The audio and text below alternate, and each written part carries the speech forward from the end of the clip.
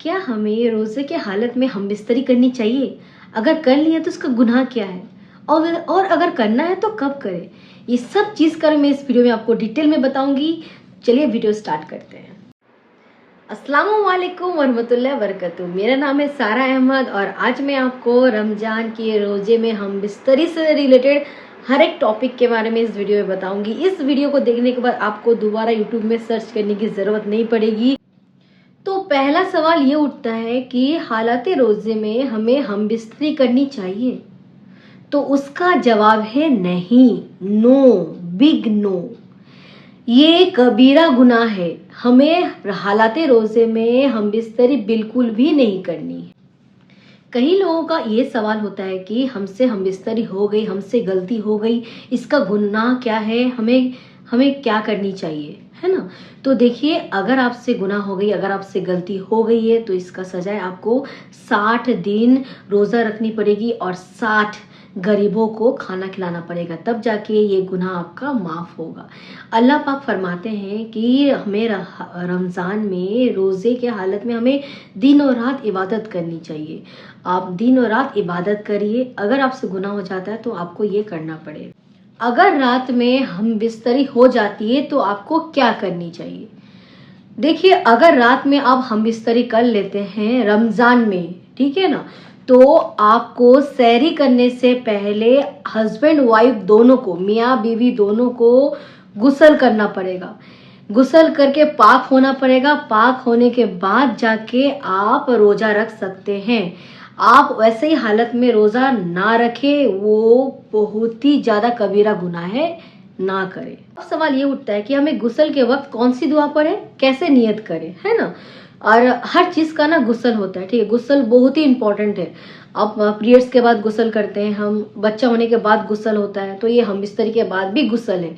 तो गुस्ल का जो है वो दुआ है, इसमें आपको जनावत बोल के, आपको नियत करके आपको दुआ पढ़नी है, ठीक है ना? तो कैसे पढ़ेंगे आप? देखिए, 1 मग्गा पानी लेंगे और उसमें आप बोलेंगे कि मैं जनावत का गुस्ल कर रही हूँ तो तरपी सहित कुर्बातन इल्लल्लाह। अब तरपी सहित का मतलब क्या है? तरपी सहित का मतलब होता है, अगर आप नहाते वक्त बाल्टी और मग्गा का इस्तेमाल कर रहे हैं तो आपको तरपी सहित बोलना है, ठीक है? कुर्बातन इल्लल्लाह मतलब अल्लाह को राजी करके। अब गुस्ल करने का तरीका क्या है? सब चीज़ मैं आपको इस वीडियो में बताऊंगी। आपको पूरा समझ में आ जाएगा। हर चीज़ आपको मैं क्लियरली बताऊंगी और आपको अच्छे से समझ में आ जाएगा। तो इसलिए मेरे वीडियो को स्टार्टिंग से एंडिंग तक देखते रहिए, स्किप मत कीजिएगा, वरना आपसे बहुत सारी चीज़ छूट जाएगी, है ना? तो अब आराम से ना देखिए और पूरी समझ जाएंगे इंशाल्लाह। तो अब लोगों के मन में आता है कि हम गुस्ल करें कैसा, उसका तरीका कैसा है? तो आपको गुस्ल करते वक्त आपको 1 मग्गा पानी लेके नियत करना है कि मैं जनावत की गुस्ल कर रही हूँ तरपी सहित कुर्बातन इल्लल्लाह।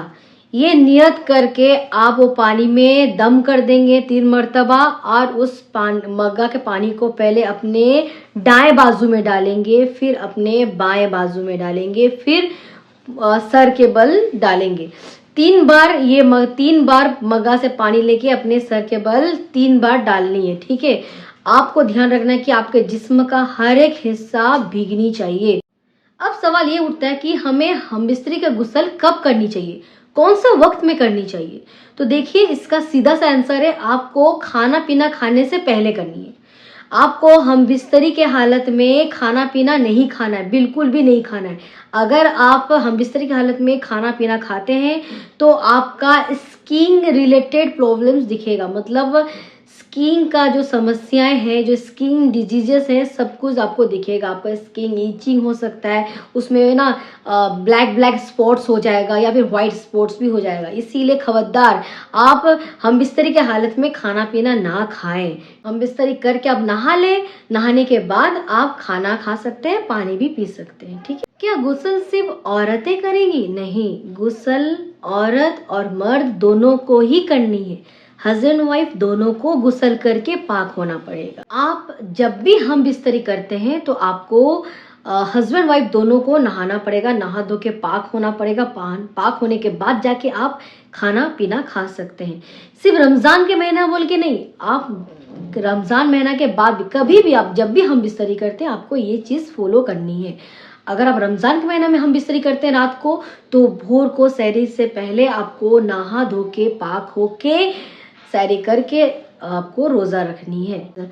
हम बिस्तरी रात को कर लिए, दिन भर वैसे ही रह लिए, ऐसा नहीं रहनी चाहिए। हमें नहा धो के पाक हो जाना चाहिए। हम अपने जिस्म को जितना गुस्ल करके नहा धो के उज़ू करके पाक रखेंगे, अल्लाह ताला हमें उतना पसंद करेगा, फरिश्ते हमारे आसपास उतना रहेंगे। तो ये था रमज़ान में रोज़े के हालत में हम बिस्तरी से रिलेटेड कुछ बातें। मैंने कोशिश किया है कि आप लोगों का हर एक सवाल का कवर कर सकूं इस वीडियो के माध्यम से।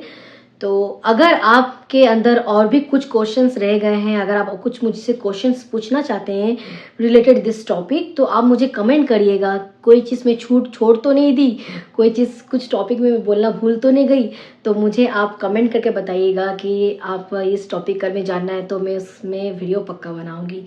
तो कैसा लगा मेरा वीडियो मुझे ज़रूर कमेंट करके बताइएगा। अगर आपको इस टॉपिक से रिलेटेड कुछ भी क्वेश्चन पूछना है, सवाल पूछना है, तो आप मुझे कमेंट करिएगा। मुझे अच्छा लगेगा, मैं उसका आंसर जरूर दूंगी, बिकॉज वी आर फैमिली। अभी रमजान सीरीज चल रहा है मेरा, और इस रमजान सीरीज में आपको रमजान में कौन सी दुआ पढ़ना है, कौन सी नमाज पढ़ना है, कैसा अमल करना है, रोजे कैसे रखे, रोजे में क्या चीज़ करने से रोज़ा बातिल हो जाएगा, क्या चीज़ करने से रोज़ा का सवाब बढ़ जाएगा, हर चीज़ के बारे में आपको वीडियो मिल जाएगी मेरे रमजान सीरीज में। अब जाके देखिए। अगर आपको अच्छा लगेगा तो मेरा चैनल को सब्सक्राइब भी कीजिएगा। अल्लाह पाक हम सब के रोजे अमल को कबूल अदा फरमाए। आमीन या रब्बल आलमीन।